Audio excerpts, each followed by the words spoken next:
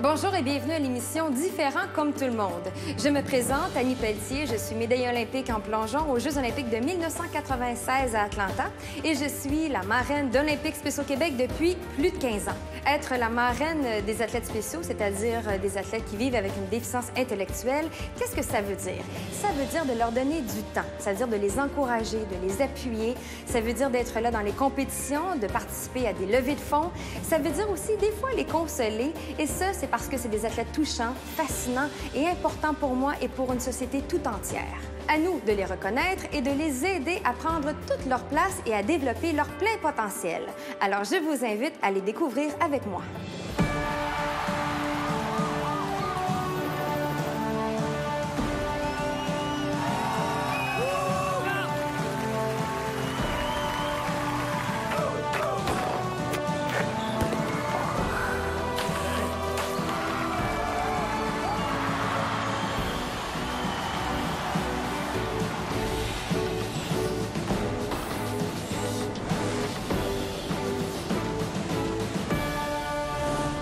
Dans cet épisode, on rencontre Vincent Paradis, originaire de Sainte-Sophie. Âgé de 31 ans, il pratique son sport depuis qu'il a 13 ans. En plus d'avoir une réelle passion pour son sport, le soccer, eh bien, il pratique aussi la natation, la balle molle, le hockey intérieur et les gros skis. Et ça, c'est sans compter sa réelle passion pour les chevaux.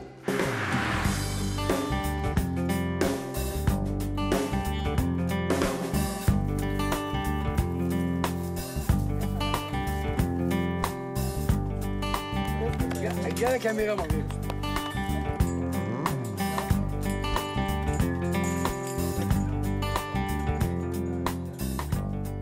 Bonjour, mon nom c'est Vincent Paradis, 31 ans. Je suis né en 82. Et je joue avec les Crampons de Laurentides.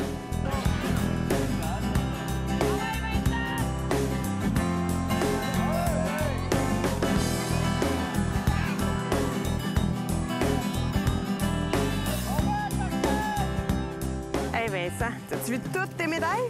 Oui. C'est fou, hein? Est-ce que tu te rappelles de toutes ces médailles-là quand tu les as gagnées? Regarde celle-là. Maman disait tantôt que ça, c'est ta première médaille au hockey ringuette. Non, Cosum. Au hockey Cosum? Oui. En 98. Oui. J'avais juste 8 ans, moi. Il y en a d'autres, hein? Il y en a plein, plein, plein. Oui. Ah, encore au hockey ringuette. T'en as au soccer. C'est au soccer, ça? Oui. Ah, tu vois, moi, je la connais pas, cette médaille-là. 97. Oui. C'est encore avant, ça. T'en as du défi sportif, oui. Hockey intérieur, natation. Oui. T'en as-tu en quille? OK, non, c'est du ruban. Ah, c'est des rubans, OK. J'ai gagné 4 fois au road cake, la 4e, la première place. Victoriaville. Ah, ici, une médaille de natation en 2006. Oui. Pardon? En tout, t'en as une soixantaine, Vincent, que j'ai compté tantôt. Ensemble. Ça en fait beaucoup de médailles en 13 ans, hein? Puis celle-là, c'est quoi cette médaille-là? C'est mon toute dernière médaille. Ta toute dernière médaille? Oui. Une belle médaille d'or? Oui. Que t'as gagnée en quel sport? Au soccer, Au soccer. Avec quelle équipe? avec la belle Patricia. Les Crampons. Les Crampons de Laurentides. Il y a tellement de médailles. 60. Tu les as gagnés en quoi? À la piscine, au soccer, au basketball. Au basket? Oui, Non. oui. Celui-là. Ah, excuse-moi. Celle-là, c'est au basket? Oui. Pour ça que j'ai... Moi, Ah, c'est avec Mathieu, quand tu avais été avec Mathieu à Québec. avec Bruno Labonté. Moi, mon rêve, c'est jouer au basketball. Mais si on oublie ça, c'est la seule discipline que tu feras pas. Parce que maman, elle veut avoir un peu de temps à elle. On peut-tu? Je suis Diane Paradis, la maman de Vincent. On fait partie des Olympiques spéciaux depuis 2000. C'est quoi la priorité pour toi? Les sports? Est-ce que tu as le temps d'avoir une blonde? Non. Non, hein? Pourquoi? Parce que tu fais trop de sport? Mais c'est pas, là. Mais peut-être 2 autres, mais pas là. Est-ce que tu en as besoin tout de suite, là? Mais elle dit pas là, pas OK. de suite. Mais plus tard, oui. Je m'appelle Patricia. Je suis entraîneur en soccer pour l'équipe de Vincent, les Crampons dans la région des Laurentides. Et je fais partie des Olympiques spéciaux depuis maintenant 9 ans. Vincent est un jeune homme sportif qui aime les sports et qui voudrait en faire le plus possible. C'est un athlète qui est toujours présent. C'est un athlète qui donne toujours son 100 %. C'est un homme qui a su développer son travail d'équipe. Il a appris à jouer en équipe puis de savourer les victoires en équipe. C'est un garçon qui est très compétitif, qui va donner son 100 %, mais qui va attendre aussi que ses collègues donnent leur 100 % parce que lui il est là pour se surpasser puis il s'attend à ce que son équipe se surpasse aussi. Vincent, c'est un petit peu notre leader. Il aime être sur le terrain, il aime avoir l'attention, il aime montrer qu'il est bon, il aime être fier de lui, puis il aime ça quand sa famille, son entourage, ses coachs sont fiers de lui aussi. Qu'est-ce que Patricia a dit pour être un bon joueur de soccer? Qu'est-ce qu'il faut être? Est-ce qu'il faut partager? Qu'est-ce qu'il faut faire? Partager, il faut être autonome, il faut faire avec les autres. C'est comment, Vincent, suivre les entraînements avec moi, partir en compétition avec l'équipe? C'est fun, c'est pas mal fun. Des fois, est-ce que c'est dur? Pour moi, c'est un gros défi, fait que... Toi, t'aimes ça des fois, relever... c'est dur, mais des fois, on relève. T'aimes ça relever des défis? T'es un gars de défi, toi? Oui.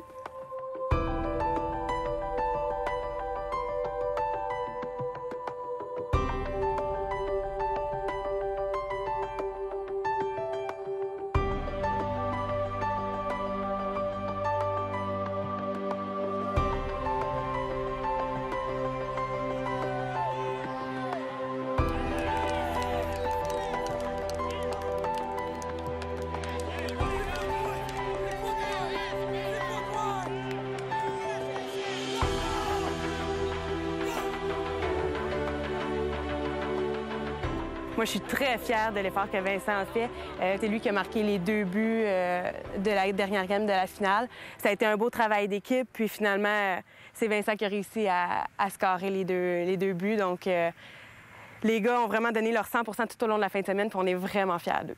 Je ne sais pas si tu te rappelles, il faisait vraiment chaud à Pointe-Claire. Oui. Vraiment, puis il y a eu des conséquences à ça. Oui. Qu'est-ce qui s'est passé avec Alexandre?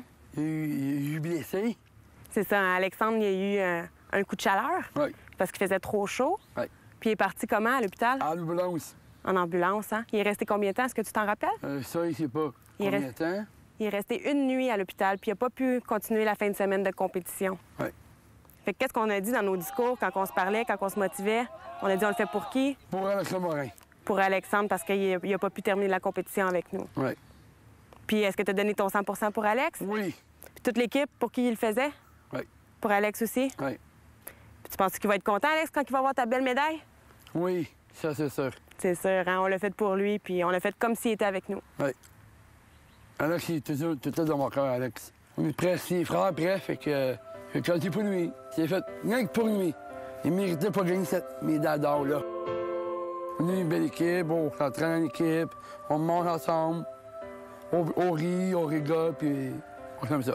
C'est une famille. Tu sais, avec les hauts, les bas d'une famille, ça s'ostine, puis t'as un papa comme un papa puis une maman, mais tu sais, les autres, ils savent que c'est les coachs qui, s'ils ont un problème, ou tu sais, entre frères et sœurs, tu vas dire « Ah, ben il m'achale. » Ces jeunes-là, c'est comme des frères et sœurs pour tout le monde, là. Ça s'ostine comme un frère puis une sœur. Ça va se partager un muffin comme un frère puis une sœur. C'est sûr que pour être entraîneur, ça prend des aptitudes un minimum sportives. Parce que c'est nous qui font les entraînements à toutes les semaines. On essaie de développer des techniques, des jeux de passe.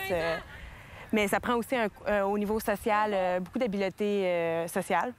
Il faut réussir à s'arrêter puis à prendre le temps de les écouter. Des fois, on vit beaucoup d'émotions, Vincent. Oui. Des fois, on pleure, des fois, on rit. Oui. Des fois, on est fâché aussi, donc il faut réussir à gérer nos propres émotions, mais aussi à canaliser leurs émotions à eux, puis à essayer de leur faire passer à travers les moments les plus difficiles. Mais ça devient naturel parce qu'ils nous donnent tellement en retour que l'énergie qu'on met là-dedans, bien, c'est naturel. Là. C'est comme d'aider son frère, sa sœur, son meilleur ami. C'est sûr que quand on s'en va en compétition qui s'étire sur plusieurs jours, on n'est pas juste les entraîneurs pendant la partie de soccer qui dure 30 minutes.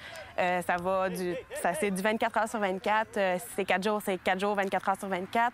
Il faut penser à ce qu'ils apportent leur cocarde pour pouvoir manger, de bien s'hydrater pendant les games quand il fait très chaud, de ne pas oublier leur savon quand on s'en va à la douche, de s'assurer que toute l'équipe suive quand on se déplace d'un terrain à une autre installation. J'ai toujours été attirée par les personnes qui présentaient une déficience intellectuelle lors leur authenticité, la facilité d'approche qu'on peut avoir avec ces gens-là.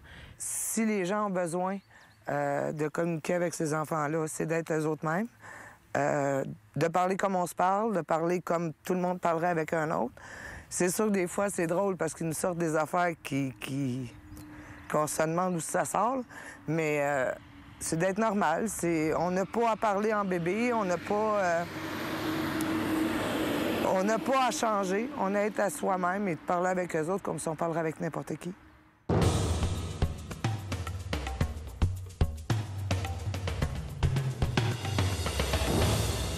Bien, la trisomie 21, c'est des jeunes en général qui sont passifs, qui n'ont pas l'intention de bouger, qui s'organisent dans une bulle, comme on appelle. Nous, on voulait pas que Vincent devienne comme ça. Fait qu'on a décidé de l'intégrer dans des sports le plus rapidement possible.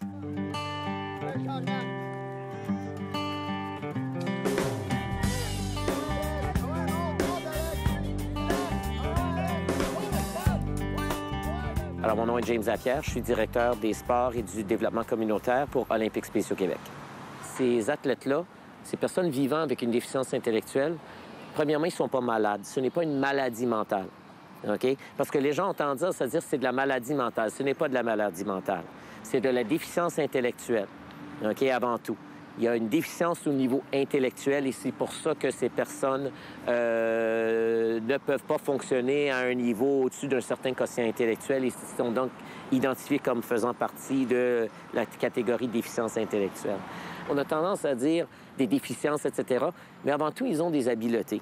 Et ils ont des habiletés, en fait, qui ont réussi à aller chercher que beaucoup de gens dans la population générale n'ont pas, ne seraient pas capables d'aller chercher.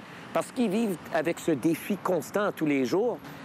Ils s'acharnent à essayer de se dépasser et souvent, ils découvrent des méthodes d'adaptation qui font qu'ils dépassent les attentes qu'on pourrait même avoir, pas seulement pour eux, mais pour la population en général. Je pense que pour les déficients intellectuels ou le trisomie 21, le principal, c'est de les faire bouger. Si on n'est pas... c'est pas tous les jeunes qui veulent non plus.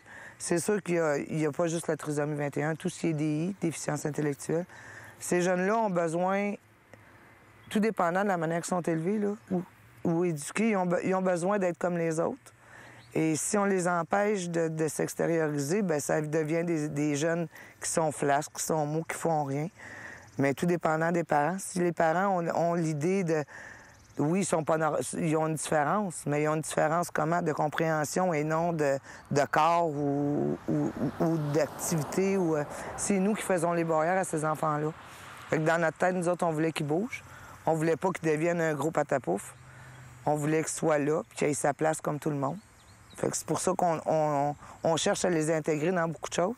Puis les Olympiques spéciaux nous donnent la possibilité de faire ça. Ils vivent des Jeux olympiques à leur façon. Ils vivent des activités de fin de semaine à leur façon. Mais c'est des activités qui ressemblent à n'importe quelle activité du régulier. Il y a beaucoup de parents, de toute façon, rendus à certains temps, ne sont plus capables de les garder. Nous, on a la chance de pouvoir encore l'avoir avec nous autres. On a la santé, mon mari et moi, on a la santé pour. Il y a des familles qui sont pas capables. Il y a beaucoup de jeunes en DI qu'à part du Nintendo puis des exercices de pouce, pour eux autres, pour les parents, c'est assez. C'est bien moins compliqué de garder un jeune puis de le laisser devant un Nintendo ou un Xbox que de dire « je l'intègre ». Mais, tu sais, les jeunes, ils n'ont pas toutes la même chance. Les jeunes en normal n'ont pas toutes la même chance. Tu dis en DI, les jeunes n'ont pas toutes la même chance non plus. Fait que je me dis, Vincent, il est chanceux. Il y a une famille, des sœurs, des beaux-frères qui l'entourent, qui l'entraînent, qui l'emmènent, Il y a cette chance-là. J'espère qu'il va l'avoir longtemps. C'est quoi qui s'en vient pour nous après ça, Vincent? Vancouver. Vancouver? C'est quoi Vancouver qui va se passer là-bas? On joue au soccer. On joue au soccer? Oui. C'est les Jeux nationaux qui se passent à Vancouver l'été prochain? Oui. Puis nous, est-ce qu'on y va? J'espère. Je souhaite. Comment ça fonctionne? Tu t'en rappelles-tu? C'est un tir au sort. un tirage au sort. Puis est-ce que tu le sais, toi, c'est qui a gagné le tirage au sort? Non. Est-ce que tu te rappelles que moi, je t'avais dit qu'on le savait pas encore? C'était qui? Tu te rappelles que je t'ai dit qu'on ne savait pas c'était qui avait gagné le tirage au sort? Bien, je t'ai conté une petite menterie. Mais c'est un secret. Est-ce que je peux te dire mon secret? Vas-y. Devine, c'est qui a gagné le tirage au sort? Nous? C'est-tu nous, tu penses? Oui. Cool. T'es-tu content? Oui. On va aller représenter le Québec à Vancouver. C'est pas mal très content. T'es content, hein? Oui. Tu me fais-tu un câlin? Moi aussi, je suis contente pour toi, Vincent. Yes. Mais le plan de je suis content, là. Est-ce que tu réalises que ça fait 13 ans que tu te pratiques pour ça? Oui. Je me retiens, là, mais c'est un homme, là, mais je me retiens, là.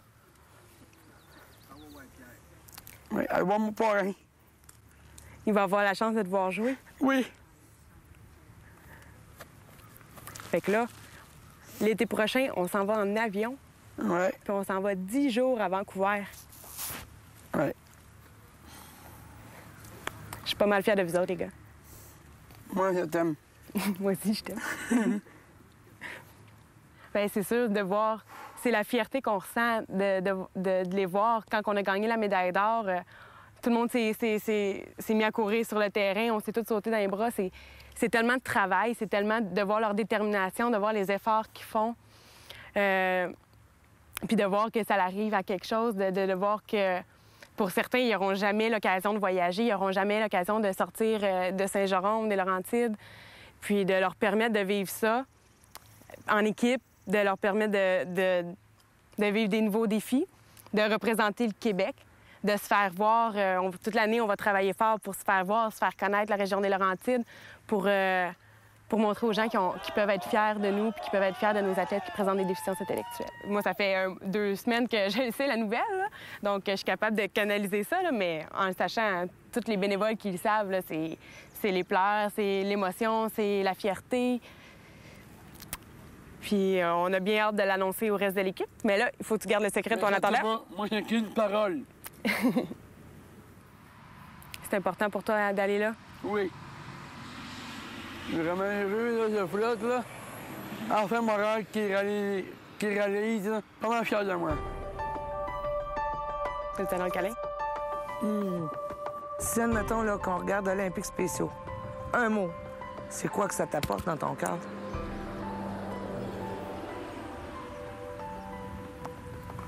Du bien. Pour moi, c'est ma vie. Si j'aurais un souhait à faire, c'est que tous ces enfants-là aient leur place. C'est tout.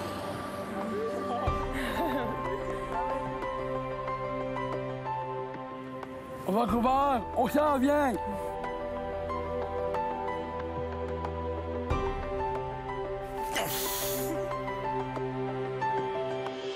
Tous les athlètes d'Olympiques spéciaux Québec m'inspirent chacun à leur manière. Moi, je leur ai fait une place de choix dans ma vie, dans mon cœur. Et vous?